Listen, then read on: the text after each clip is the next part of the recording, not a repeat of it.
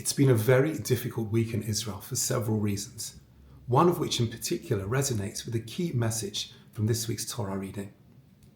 First of all, though, our hearts go out to the Golden family. Lieutenant Hadar Golden was killed by Hamas terrorists in 2014, and his remains were only returned for burial this week. We send our wishes of condolences and nechama to the Golden family at this very difficult time. They have campaigned incessantly for Hadar's release and that of other hostages. Our thoughts and prayers are with them. Yehi zichro baruch. We also continue to pray and think of the other hostages in Gaza and their loved ones and hope that the hostages are returned home soon. Very regrettably, violence was also perpetrated this week by Israelis in the West Bank. People must defend themselves when under attack, but instigating violence is not a Jewish ideal. Let's consider the example of two fundamental figures in Judaism, Abraham and Sarah, and what we might call a side-by-side approach to life. We are told very little about the daily lives of Abraham and Sarah. Instead, we learn some of the foundational stories in their lives and episodes which they had to deal with. That's what the Torah focuses on. Not just so that we can study what happened to them, but how we can apply it to our own lives as well. An excellent and timely example is at the beginning of this week's Torah reading, Chayei Sara, which we shall read in shul this coming Shabbat. When after Sarah passes away, Abraham purchases a burial plot in perpetuity for her in Hebron where they had been living. It still exists, of course, at the cave of Machpelah in Hebron.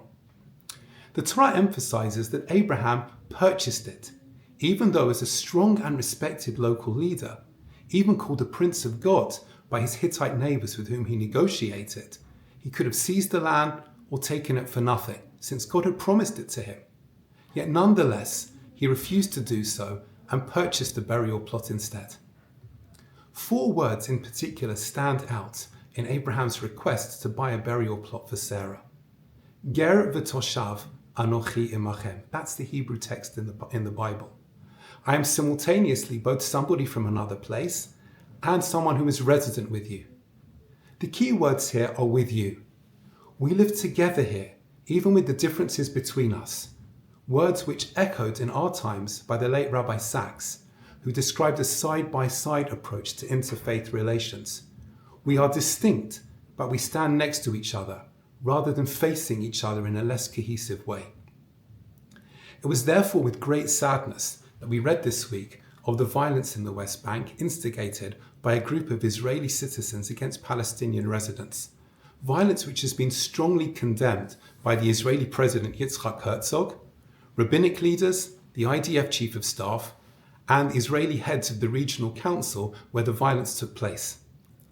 Israel's population has faced ongoing trauma since the 7th of October 2023, having had to deal with existential threats and pressures which are probably unique to any Western democracy since the Second World War.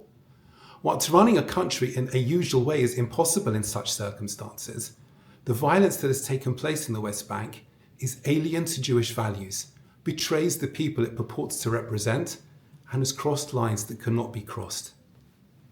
It's as if the Torah reading this week is talking to us today, to remind us of Abraham's contrasting approach to living side by side, imachem, a lesson which sadly is so timely both in Israel and elsewhere, and provides each of us with the opportunity to maintain and develop a society on robust foundations of kindness, respect, and the values of the Torah.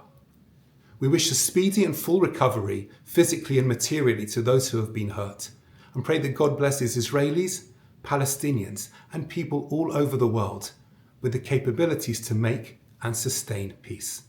Shabbat Shalom.